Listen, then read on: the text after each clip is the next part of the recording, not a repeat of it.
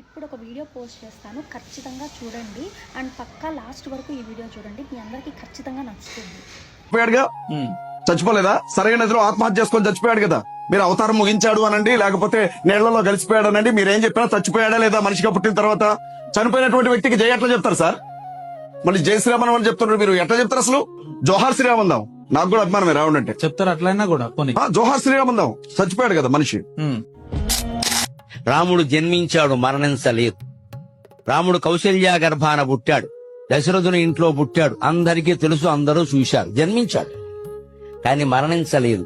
ఎందుకంటే రాముడు నదిలో ప్రవేశించాడు. ఆయన శరీరం మళ్లీ ఎవరూ తీయలేదు, ఎవరికీ దొరకలేదు.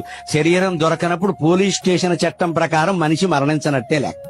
మరణించాడు అని పోలీస్ స్టేషన్ లో చెబితే మృతదేహం ఏదని అడుగుతారు ఖచ్చితంగా. మృతదేహం దొరకలేదు అంటే అనుమానాస్పదం అని పెడతారు. మరణించాడని చెప్పారు. పైగా కృష్ణుడు జన్మించలేదు కానీ మరణించాడు. ఎందుకంటే కృష్ణుడి శరీరం దొరికింది, అడవిలో వారం రోజులు ఉండిపోయింది, అక్కడ అంత్యక్రియలు కూడా లేకుండా.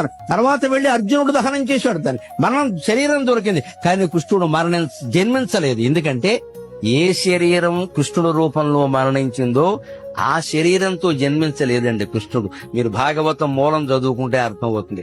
దేవకీదేవి నొప్పులు పడుతూ ఉంటే బిడ్డ బయట పడకపోగా ఆవిడ నొప్పులు తగ్గిపోయాయి. చెరసాలలో ఆకాశంలో విష్ణువు కనబడ్డాడు. ఇదేమిటి ఏం చూసింది ఆవిడ? నన్ను భరించలేవు నువ్వు, అందుకే నేనే బయటకు వచ్చాను.